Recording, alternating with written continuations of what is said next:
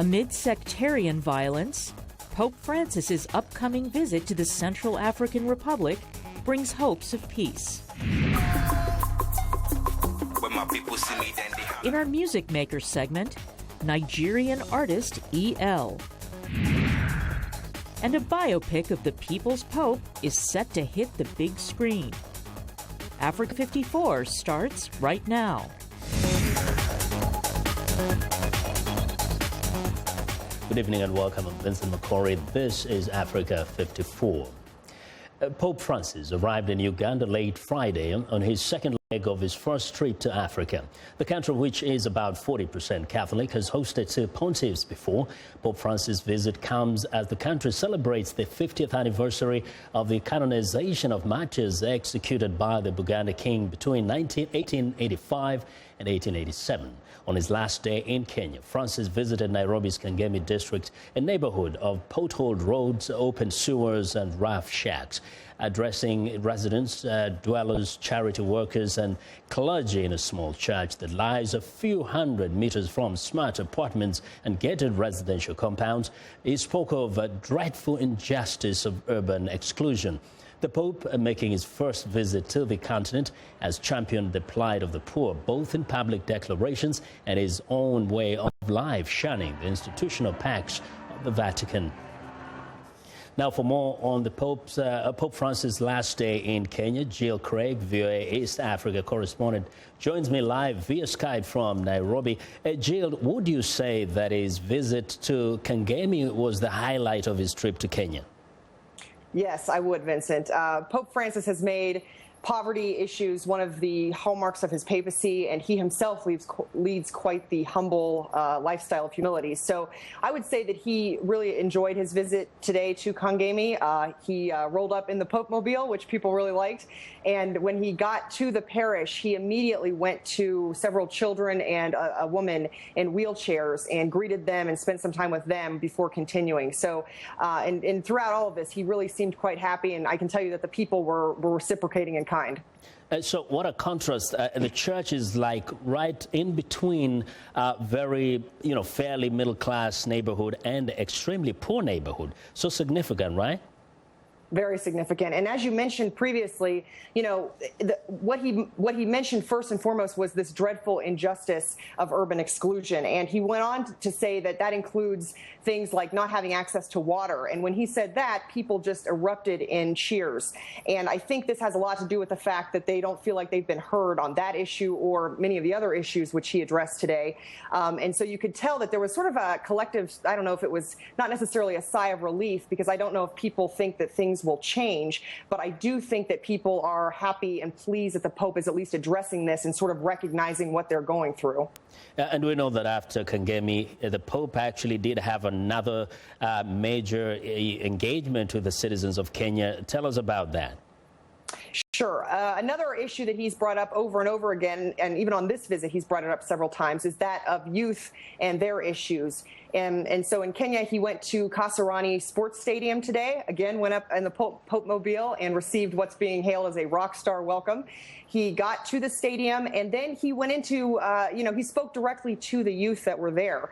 And he mentioned corruption, and he likened corruption to sugar. And he said that, you may develop a taste for it, but at the end of the day, it's detrimental to your health. So, he was saying this in front of not only the youth, but also lots of dignitaries, politicians, MPs. So he definitely had a message that he wanted to get across. And in addition to corruption, he also touched on tribalism, which he said was detrimental to development in this country. And then he also talked about radicalization a bit and said that education and jobs need to be available for youth in order to help them stay away from the temptations of radicalization. So that was the second part of his trip today before he took off. Very quickly, and only if there was any comment, did the politicians of the country say anything in terms of the effect and the impact of his visit to Kenya? The politicians, I think, when you see how they interact with the Pope, they act a little different than usual. Just a little bit more, I don't want to say childlike, but it's sort of as though they're sort of in awe of his presence as well.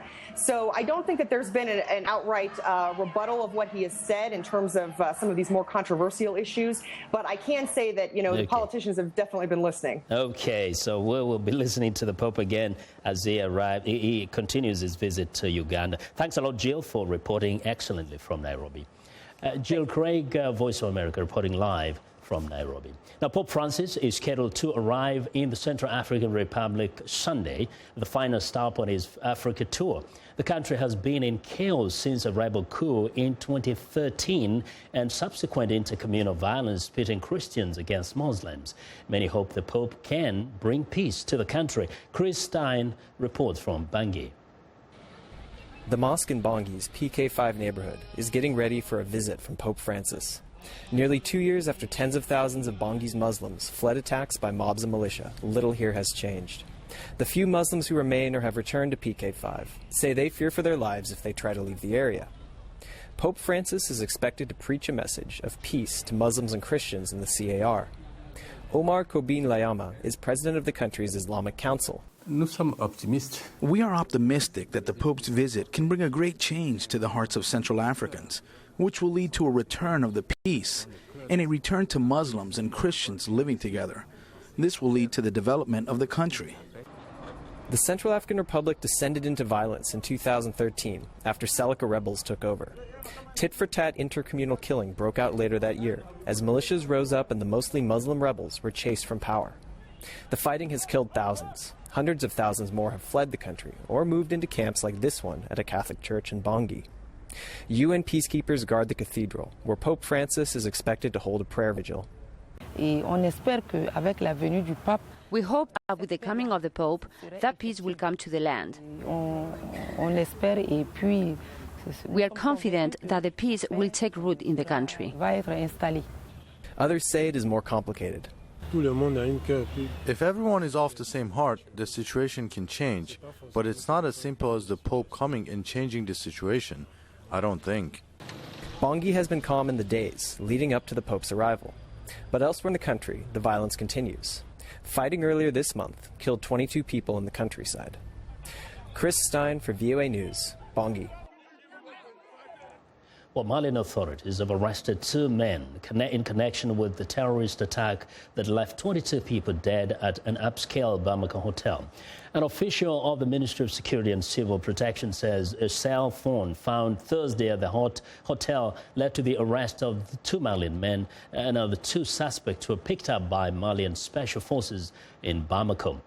Gunmen entered the Radisson Blu Hotel the morning of November 20th, firing indiscriminately at guests and staff. Survivors say they then headed for the 2 uppermost floors, specifically looking for foreigners.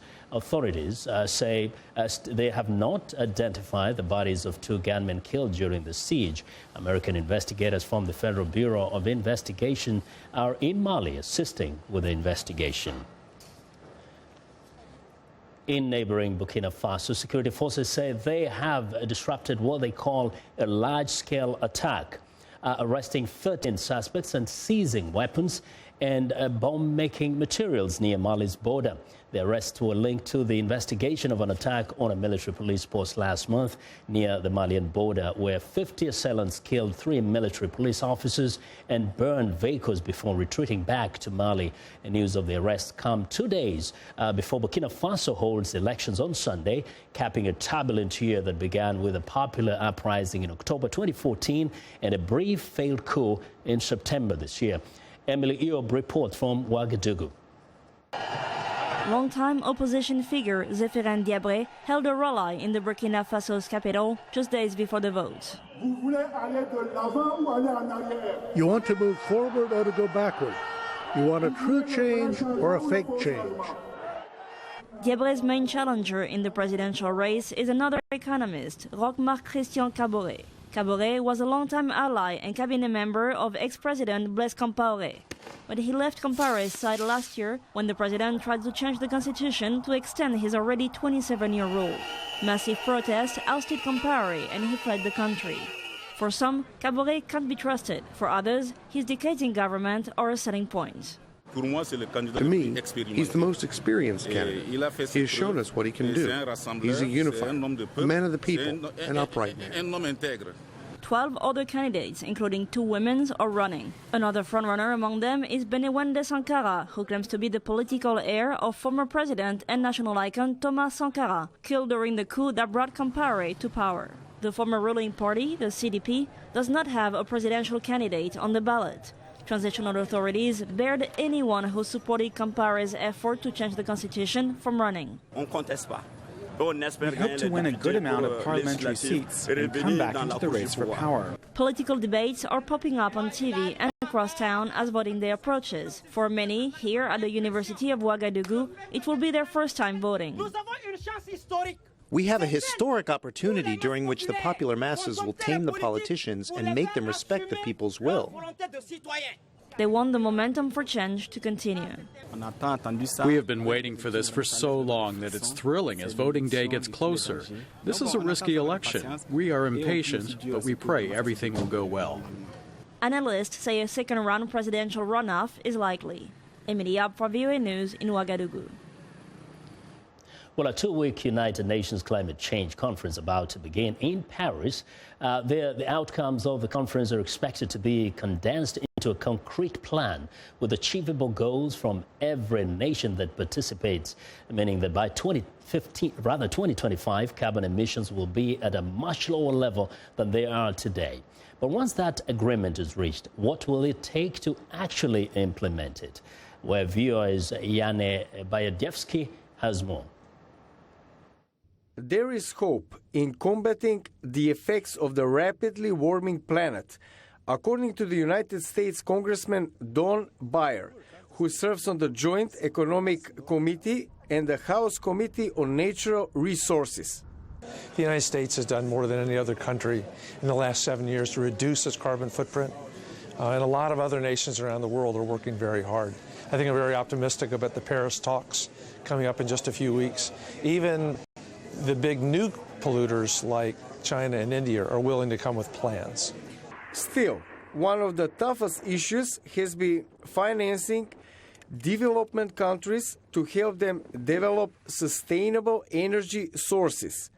George Mason University professor Mona Sarfati suggests a possible solution. The increase in solar panels, photovoltaic cells, has been tremendous over the last decade and come far faster than anybody thought that it would. It's now less expensive to produce solar energy than it is to produce other types of energy in some places. And so what we need to do is to spread that inexpensively produced solar energy so that there are many more areas that are able to get the energy that they need using either solar or wind, the renewables that are currently available.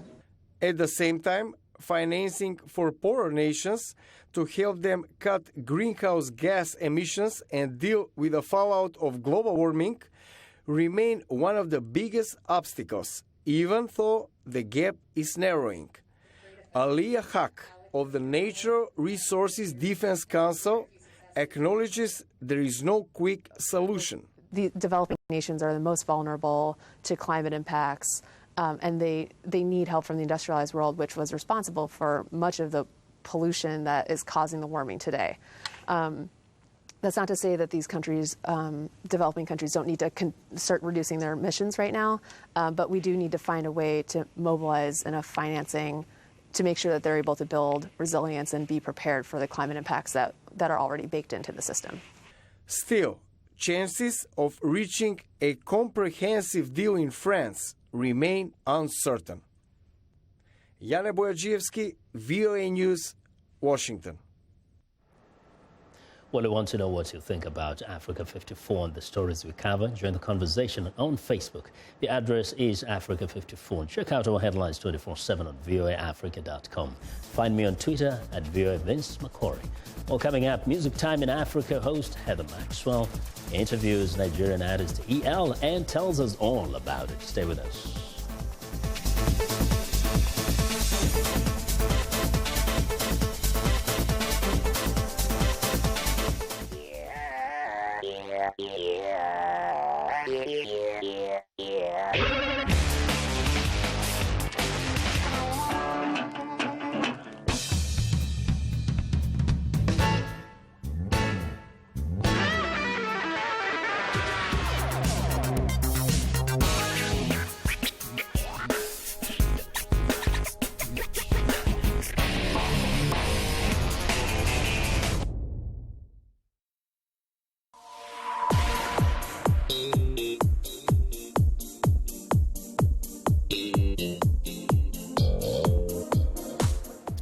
Well, welcome back. It's Music Makers Friday, and today we want to present to you Agbadza. That's a song by Nigerian artist EL. And to tell us a little more about him is Music Time in Africa host Heather Maxwell. Welcome back. It's been a while. Yes, it has been a while. Yes. Now, you spoke to this guy, EL. Yes, I did. EL. His name is Elom Adabla. Okay, so it's just his initials. Yeah. And EL is an interesting guy. He's a rapper, sound producer, and he's from he lives in the Volta region. Yeah. And Agbaja, that's the name of his song, Agbaja, yeah. is a traditional dance and drum. Yeah. I actually studied that when I lived in Ghana. Oh, sure. Yeah, it's a shoulder thing. Shoulder. Yeah, Okay. you might it's be very able to African. do that. Yeah. Yeah, very. Yeah. And so this is a great video because it's mixing this traditional Agbaja with his rap. Yeah. In my community there, Bagusi, we do a lot of the shoulder thing. I saw that. Yeah. Yes. So let's watch the Agbaja. Agbaja. By EL.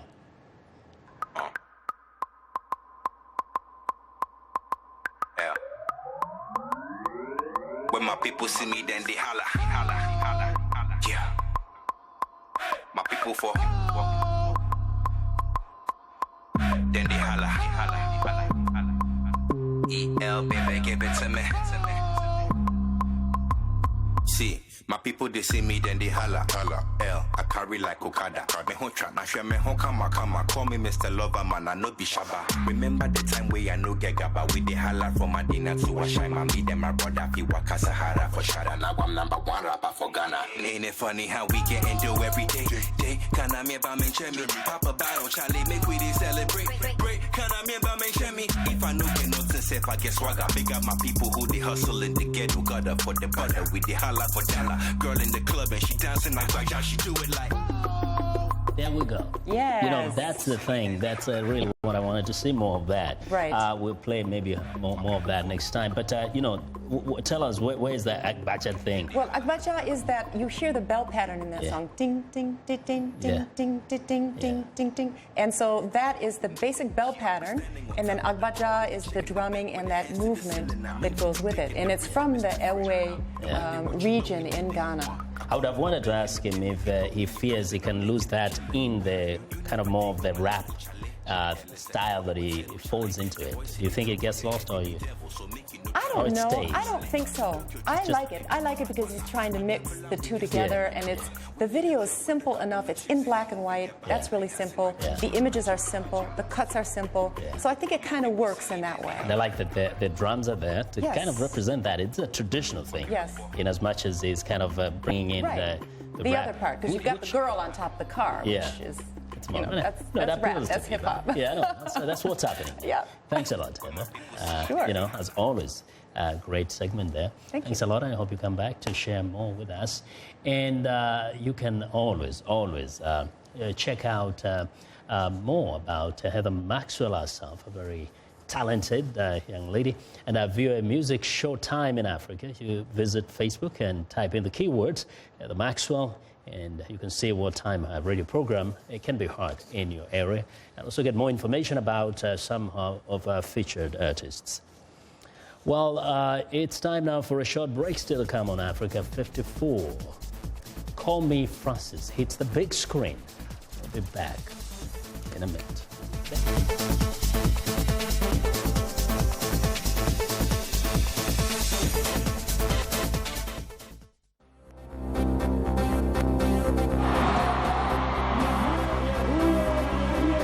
Y en el fondo me preguntaba, ¿se puede justificar la corrupción?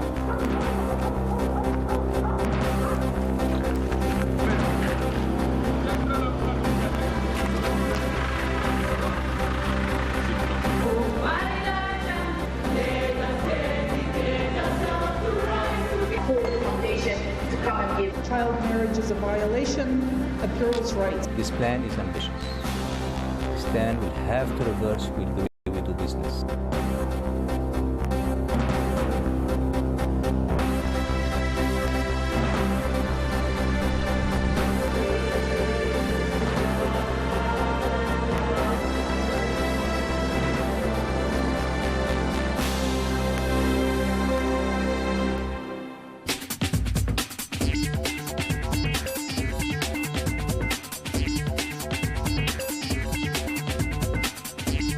Welcome back to Africa 54. Here's what's trending. Retailers across the United States offered early Black Friday discounts to lure bargain hunters, but initial checks showed crowds in brick and mortar stores were subdued even as online sales jammed. Shoppers were seen using Thanksgiving evening to scour for deals and filling their carts with merchandise. Now, the rush on the night of the U.S. holiday, a month before Christmas, reflects the new normal in U.S. holiday shopping, which was traditionally kicked off the next day, Black Friday. Well, next up, a movie biopic of Pope Francis is hitting the big screen. Call Me Francis follows the son of an Italian immigrant family in Buenos Aires, who is now at the helm of the Roman Catholic Church. The movie shows how, in his youth, Francis was a member of the Peronist movement, but everything changes when his vocation leads him to enter the Jesuit order at age 20. Call Me Francis is set to hit cinemas in Italy on December the 3rd. Now, along with the bright colors of fall foliage, one of the highlights of fall in the Washington, D.C. area is the Great Falls Art Studios tour. VOA's Caroline Turner discovered a photographer who donates the proceeds of his book to a children's cancer program in Tanzania. It's a crisp fall day and the Great Falls Studios Art Tour is in full swing, representing over 100 artists who live or work in the community. State Gardens is a landscaping nursery which hosted several artists. The tour is unique in that artists are present to showcase their work and tour-goers can mingle and learn from them. Creation Praises is an art company owned by Dee Leggett, who is a photographer and jewelry artisan who designs wearable art made with semi-precious beads. This one is a combination of shells and beads and metal and ceramic. So putting them all together is kind of fun.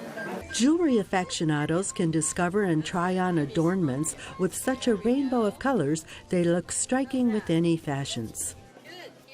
Bob Schrader is retired and enjoys the fine art of photography.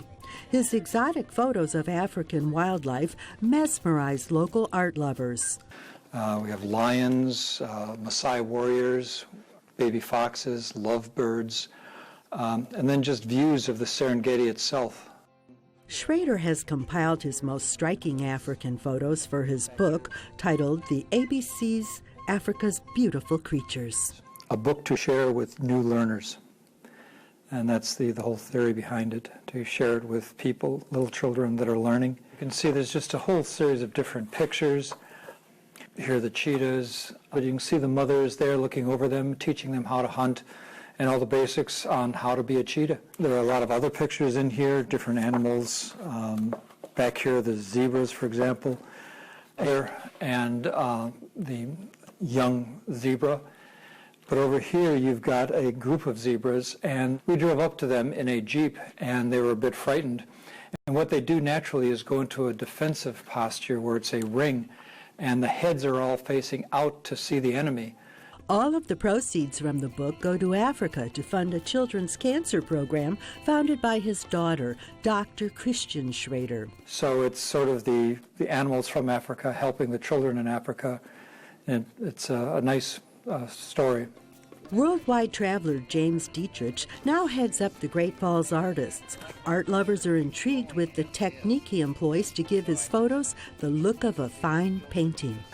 Major reason for that is the type of paper that I use to print on it. The paper is textured, and it also gives the picture a softer look. Dietrich gave away some trade secrets on photographing the Great Falls moving water. So I use a neutral density filter on all my water pictures, and that gives it that smooth flow because the neutral density filter makes the picture darker, and it allows me to expose for a longer time, and then that gives you the motion or the creamy effect of the water. The photo of the Lincoln Memorial was shot at night, and that's about a half an hour after the sunset. And there you have, your beautiful blues. And I like the sparkling, the stars and the lights. That's in contrast to many of the photos which are usually shot at night or early morning. And that allows you to get your deep saturations in the skies, and it's really the best time of the day to shoot. And that's in the World War II Memorial, is that it's just before dawn, and there you can see all the bright oranges in the sky, and it's just a unique time of the day. Another example of the blue saturation is the Bartholdi Fountain. One of my favorite areas to shoot photographs is the autumn season in the Virginia vineyards. The picture of the sunflowers is just a fun picture. It's just a happy picture. I call it you and me. The fourth artist on exhibit is abstract expressionist Lori Bukwala, whose brilliant colored themes in acrylic dominated the pop-up studio. All artists on the tour can be found on the Great Falls Studios website. Carolyn Turner, Voice of America News.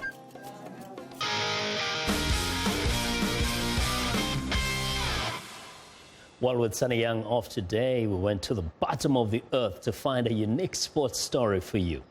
This week, in Antarctica, a few hundred miles from the South Pole, over 50 competitors from 19 countries suited up for the so-called ice marathon. The frigid below-zero event was delayed a day because the weather was just too nasty. The sun came out, and with no Africans in this one, while the runners braved minus 20 degrees Celsius temperatures to complete the 26.2 miles course around the Union Glacier Exploration Camp.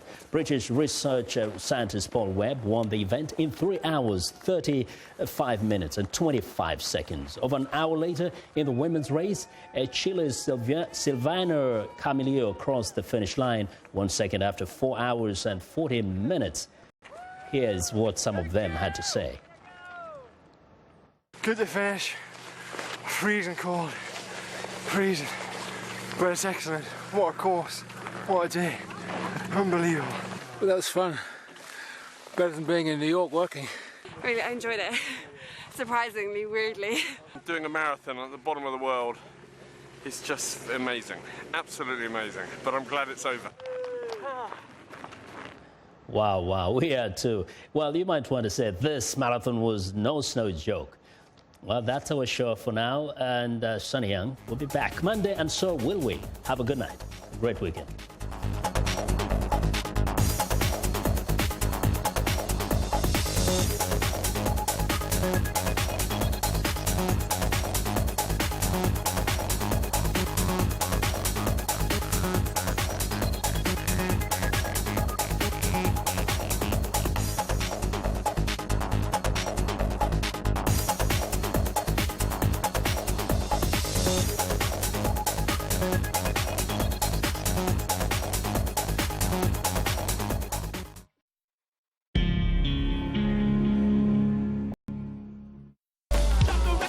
Music is something that brings people together. Music educates, it motivates, it's a bridge. Music. Allie. On VOA. qubanaha VOA waxaan ku soo gudbinnaa qubanayaal goosgoos oo xiiso badan oo ku saabsan arrimaha Soomaaliya, Maraykanka iyo caalamkaba. haddaba qubanaha VOA-da kala soco website-keena voasomali.com.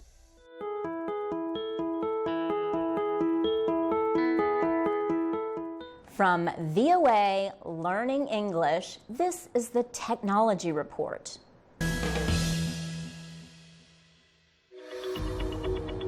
I'm Milar Sega. I'm the host of VOA's The Correspondents. A roundup of the world's top stories. Here's a false choice in more ways than one. We can't actually put you there, but we can come pretty close.